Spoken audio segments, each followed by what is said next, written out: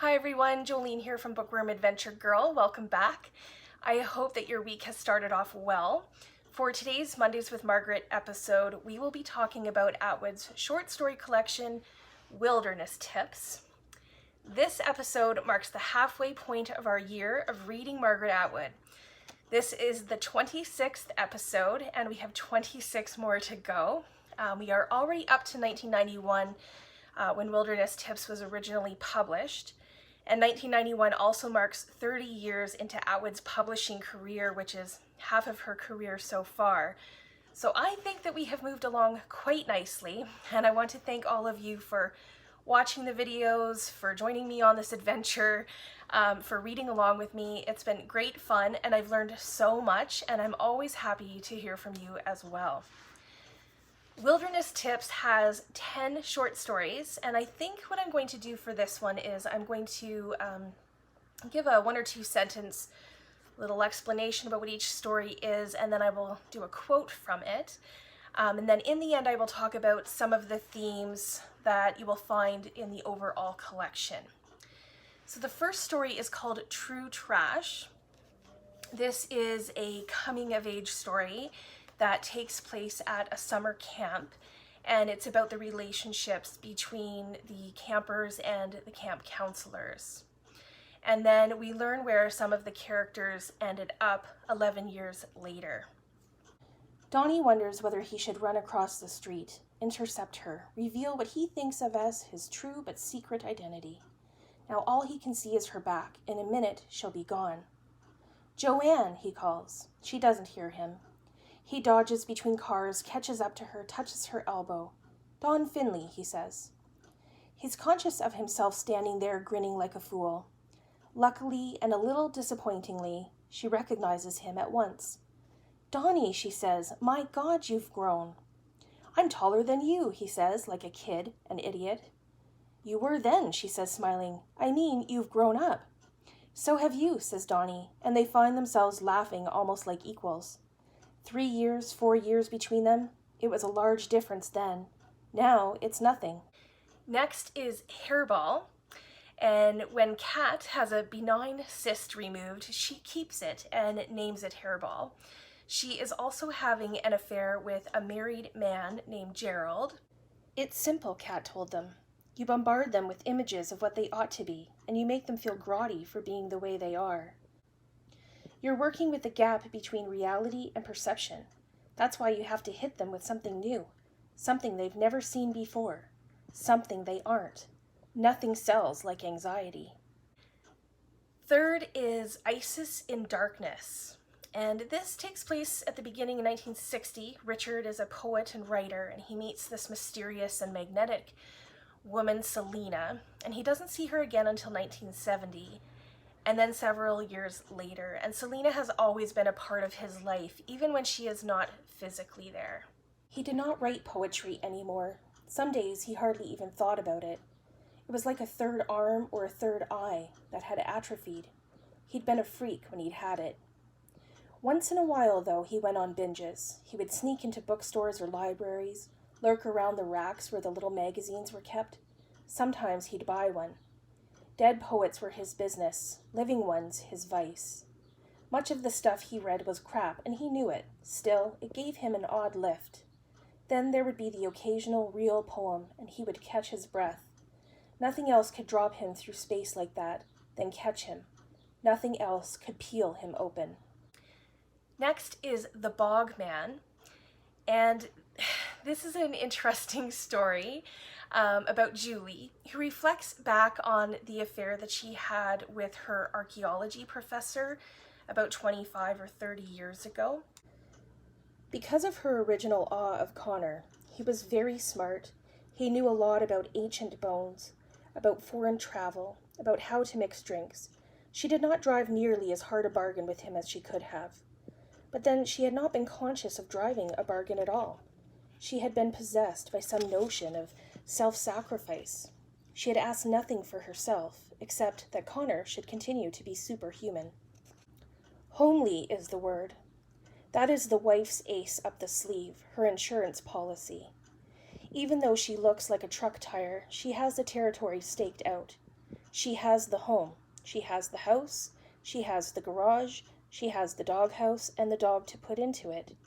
She has Connor's children, forming together with them a single invincible monster with 4 heads and 16 arms and legs. She has the cupboard where Connor hangs his clothes and the washing machine where his socks whirl on wash days, ridding themselves of the lint they've picked up from the bath mats in the rooms he shared with Julie. Motels are a no man's land. They are not a territory. They cannot be defended. Julie has Connor's sexual attention, but the wife has Connor. The 5th story is called Death by Landscape. And in this story, Lois reflects back on her life and the summer that she was 13. And she recalls her summers at a canoeing camp with her summer friend, Lucy. This story also brings up some topics about Indigenous peoples. Cheerfulness was required at all times, even at breakfast. Loud shouting and the banging of spoons on the tables were allowed and even encouraged at ritual intervals. Chocolate bars were rationed to control tooth decay and pimples. At night, after supper, in the dining hall or outside around a mosquito-infested campfire ring for special treats, there were sing-songs. Lois can still remember all the words to My Darling Clementine and to My Bonnie Lies Over the Ocean, with acting out gestures, a rippling of the hands for the ocean, 2 hands together under the cheek for lies. She will never be able to forget them, which is a sad thought. Lois thinks she can recognize women who went to these camps and were good at it. They have a hardness to their handshakes even now, a way of standing, legs planted firmly and farther apart than usual, a way of sizing you up to see if you'd be any good in a canoe. The front, not the back. They themselves would be in the back. They would call it the stern. Up next is Uncles. In this, Susanna is a little girl whose father has been lost at war. She lives with her mother, and she has several uncles who protect her and support her and make sure that she is the center of attention. As Susanna grows older, her relationships and her understanding of men are based on the relationships that she's had with her uncles. How could she love someone she'd never known? The flowers were because she didn't love him, but was terrified he would find out. She didn't want him reading her thoughts, as it was well known God did, so why not dead people who were in the same place? During this time, his expression seemed to be one of pure and intense resentment. He hated it that he was dead, and Susanna herself was still alive. At times, she indulged in the old fantasy that he was only lost, that he would come back. But what if he did? She had several nightmares about it, this return, a long shadow coming in through her bedroom door, a pair of baleful eyes. He might not like her. Next is The Age of Lead. The main character, Jane, compares her childhood friend Vincent to John Torrington, whose body is being exhumed from ice after being found from the Franklin expedition in 1845. It's love that does it to you, Jane would reply in the resigned, ponderous voice of her mother. You wait and see, my girl. One of these days you'll come down off your devil-may-care high horse. As Jane said this, and even though she was making fun, she could picture love with a capital L, descending out of the sky towards her like a huge foot. Her mother's life had been a disaster, but in her own view, an inevitable disaster as in songs and movies. It was love that was responsible, and in the face of love, what could be done? Love was like a steamroller. There was no avoiding it. It went over you, and you came out flat. The 8th story is called Wait, and the main character or narrator of the story is a lawyer, and it's about the decisions that she has made in her life, and she hopes that her best friend Molly would approve. How is it that you never got married, an attractive woman like you? I shrug my shoulder pads. What should I tell him? The dead fiancé story, lifted from the great aunt of a friend?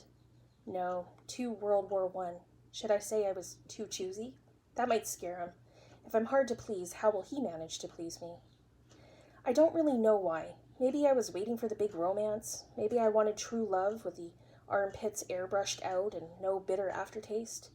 Maybe I wanted to keep my options open. In those days, I felt that anything could happen. I was married once, I say, sadly, regretfully. I hope to convey that I did the right thing, but it didn't work out. Some jerk let me down in a way too horrible to go into. Charles is free to think he could have done better. There's something final about saying you were married once. It's like saying you were dead once. It shuts them up. The title story is next, Wilderness Tips, and this story touches upon political relationships within Canada while also telling stories about a Hungarian refugee and 4 siblings. And wilderness tips are needed to survive in the woods, but we also need wilderness tips to survive each other. George takes one more look at the paper. Quebec is talking separatism. There are Mohawks behind the barricades near Montreal, and people are throwing stones at them. Word is the country is falling apart. George is not worried. He's been in countries that were falling apart before. There can be opportunities. As for the fuss people here make about language, he doesn't understand it. What's a second language or a third or a fourth? George himself speaks 5 if you count Russian, which he would prefer not to. As for the stone throwing, it's typical. Not bombs, not bullets, just stones. Even the uproar here is muted. The final story is called Hack Wednesday. This is another story that takes a look at the political and social issues of the time, probably late 80s. Marcia and Eric are navigating things very differently. Gus is tall and barrel-shaped and has dark, curly hair. He might be in his mid-30s or even younger. He has square, white, even teeth, the same size all the way along, like Mr. Punch. This gives him a formidable grin. He is English and Jewish, both at once. To Marcia, he seems more English. Still, she isn't sure whether his full name is Augustus or Gustav, or something else entirely. Possibly he is also gay. It's hard for her to tell with literate Englishmen. Some days they all seem gay to her. Other days they all seem not gay. Flirtation is no clue, because Englishmen of this class will flirt with anything. She's noticed this before. They will flirt with dogs if nothing else is handy. What they want is a reaction. They want their charm to have an effect, to be reflected back to them. Now, talking about any of these stories in 1 or 2 sentences is not doing any of them any justice. If I were to talk about the entire collection as a whole, then we see the usual themes of relationships and relationships of all kinds. Relationships with each other, with nature, romantic relationships, motherhood, relationships with colleagues, and then there's gender roles and expectations, both domestically and in the workplace. There is also the theme of death and, yes, even drowning. Art is also a theme both as an individual artist and art in itself and how it has meaning in our lives. And there are 3 themes that I think Atwood focuses more on in this collection that we've read up to this point so far. And first is perception versus reality, and how we perceive things and what reality is often quite different. How we tell stories, what we choose to share, what we choose to hold back, or how we change the stories in order to be accepted. And second, I have often talked about identity as a theme in Atwood's work, and this could be under that category, but I think it's something different here in a way. Several of the stories talk about changing someone, either changing someone else or someone changing you. So the idea of being molded by someone into what they are expecting you to be, or expecting someone to be what they are not. So no one can be superhuman. And third, almost all of the stories have some element of reflecting back in time and seeing how things have progressed.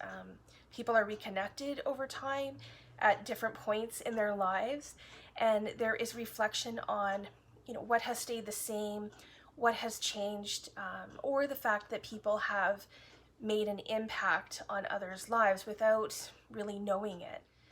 Sometimes these reflections have also given clarity to things that characters have held on to in their lives that are really unhealthy for them. So sometimes it's the relationship itself, or sometimes it's objects and things that are reminders. And when the characters have the power to end those relationships or get rid of those things, there is a sense of freedom. I did notice a few connections to Atwood's previous works that we've already read, such as Procedures for Underground, also the Journals of Susanna Moodie, and Animals in That Country. So Atwood also speaks more directly, I think, to some hot topics in this collection. It's, for me, the first time that I can recall topics about Indigenous people being talked about in this way in her writing. It's a bit more explicit, and she also brings up domestic violence, abortion, and refugees. And I just think that this is another great collection of Atwood's short stories. And next week is another short story collection with Good Bones. So I am looking forward to reading this week. And since we are at the beginning of May, that means that we will be taking a quick look at what is on our reading schedule for August.